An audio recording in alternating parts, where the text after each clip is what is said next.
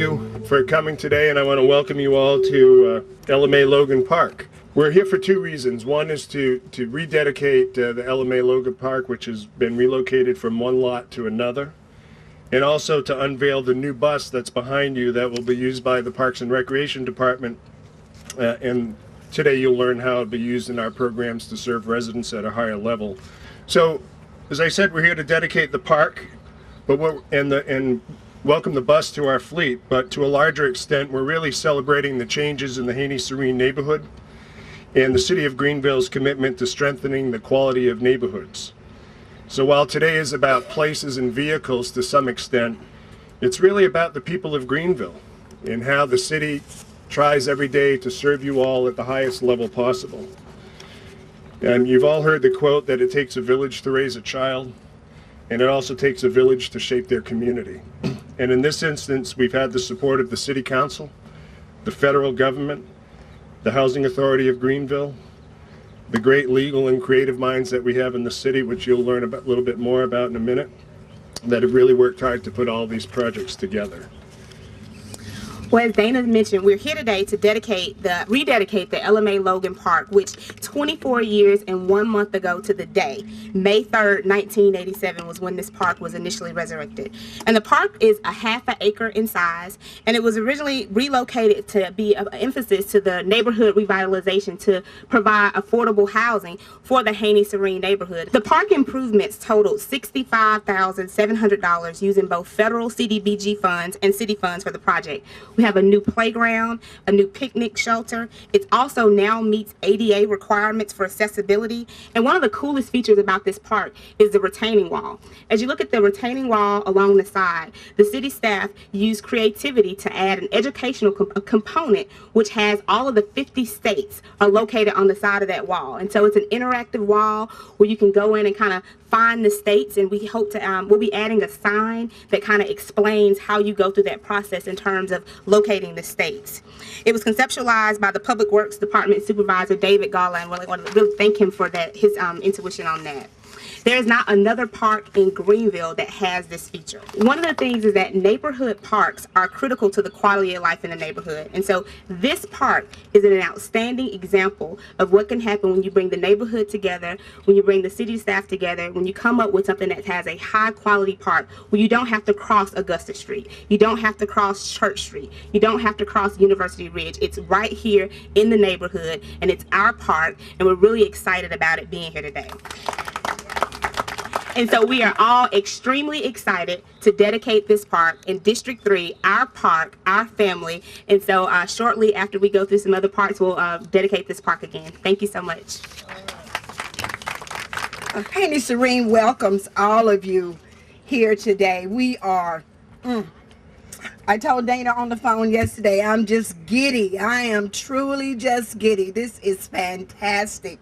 For those of you who may not have known Miss Logan, she lived right across the street over there. Sweetest little old lady. She was an educator.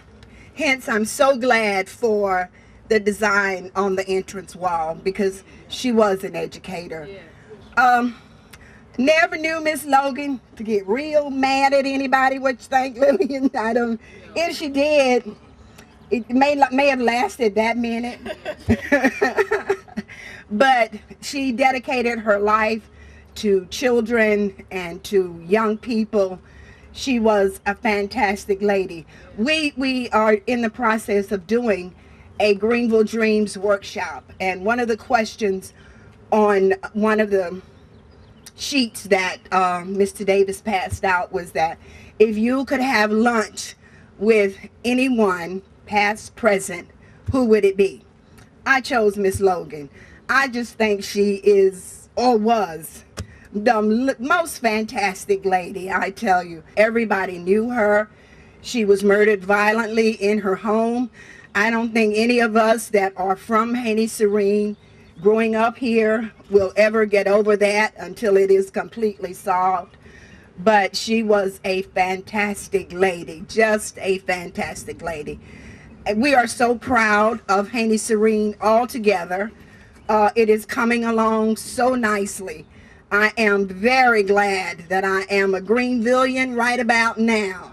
Haynie-Sirrine is just doing great. We love it. We love it. We take care of each other here in Haynie-Sirrine. We love each other here in Haynie-Sirrine. Thank y'all for coming. It's been a blessing. It is a blessing. Thank you.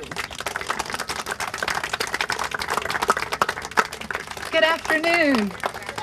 We're so pleased to be a part of the ribbon cutting ceremony for the Ella Mae Logan Park. It seems like just a few days ago that we developed the master plan in partnership with a number of the property owners and residents, citizens of the Haynie-Sirrine neighborhood. And the master plan recommended relocating the park to its current location and replacing the playground and other park equipment, and creating more opportunities for homeownership and rental homes in the neighborhood for current residents who live in the neighborhood, as well as new families that wanted to make Haynie-Sirrine their home. The neighborhood vision for the Ella Mae Logan Park was to create a special place where neighbors could gather with children and young people for fun and fellowship. And hearing all of the comments today about Ella Mae Logan, I think she would be pleased with the way that the park has turned out. Well, again, like Dana said, we're here for twofold, not only to dedicate the park, but also to introduce our new bus. Our new bus is an ADA accessible bus, and the Parks and Recreation Department provides transportation to residents throughout the city, and more in particular to senior residents throughout the city. One program that heavily relies on the Parks and Recreation Transportation Service is the senior program at the David Helms Community Center. For senior citizens who don't have transportation, the Parks and Recreation Departments pick them up at their home and transport them to the center. The bus is owned by the department. The buses that we have from the city were not currently ADA accessible, which means that a number of our seniors that have physical handicaps weren't able to be transported, and so this bus allows for them to be transported. The cost of the new bus was $60,000. And 80% of that cost, $48,000, is paid through the New Freedom Program, which is a federal grant program that helps organizations through the local transit authority overcome and remove barriers faced by Americans with disabilities. The grant will also cover 50% of the anticipated annual operating costs. Now, the City of Greenville contributed $12,000 to purchase the bus, and the City Parks and Recreation Department will cover the other 50% of the cost for the annual operating of the bus. Now, the buses will be used for a variety of programs, not only for the senior programs, but other programs that we have here throughout the city. And as we've talked about today, it always takes a lot of work to get things done. And so, once again, I'd like to recognize my colleague Lillian Brock Fleming, as well as Representative Chandra Dillard, for helping us get this grant for this bus. And so, it's really an exciting time for us. Just wanted to let you know that one of the reasons that the bus did come into the Parks and Recreation Department, because it was a partnership with the city employees and the Greenville Transit Authority. And it's not just a bus. I mean, we see here a park, we see a bus. What we're really looking at is improving the quality of life for the citizens in this community. And in order to do that, we had to apply for federal funding. And I also just wanted to say thank you to Councilwoman Littlejohn, because we had a conversation about David Helms, and it just so happened at a time, well, Carl, what are you doing about this? And I said, let me see what we could do. And it just happened at a time where this program had never been implemented, the New Freedom Program here in Greenville, and we were able to put it all together. So I hope that the seniors that have an opportunity to use this bus and the others that use this bus will enjoy it and really get around and get to some of the other community centers. And I wanted to thank the neighborhood presidents. Recently we had a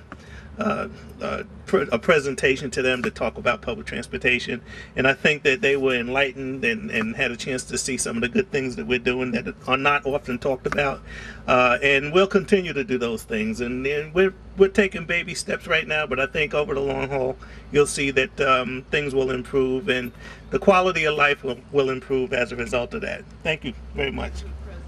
I'll be brief. I just want to say that the Greenville Transit Authority is really grateful and happy to partner with the City Parks and Rec to provide transportation for those in need, whether they're elderly or disabled in some way. Really what GTA is about is connecting Greenville and all of its neighborhoods and all of its people to the places where they need to be. And through the City of Greenville, through GreenLink, and through City Parks and Rec, we are happy to connect the members of this community to this park and to other parks throughout the city so that people can build community and build Greenville to be the great place that it is and will continue to be. Thanks so much. As a recreation staff, we're extremely excited to get this bus as a part of our fleet service. Over the past couple of years, we've had some instances where some of our seniors who have been participating with us have gone through some type of injury or something that prevented them from being able to get around and be as mobile as they'd like to be. And so in those instances, a lot of times we weren't able to transport them. They were, wheelchair bound or whatnot. And so they would sit home while everyone else was out having a good time and fellowshipping. And this gives us an opportunity to include everyone, no matter what their situation might be. And that's just a huge plus for us. It's a plus for us as a recreation division, but it's something that our participants really, they look forward to coming to the program. They look forward to hanging out and fellowshipping with their friends and just about anybody that comes and speaks with us and just wants to be a part of the program. So just for everybody that's made this possible, we thank you. We also are looking forward to using it for any of our other groups that might need it.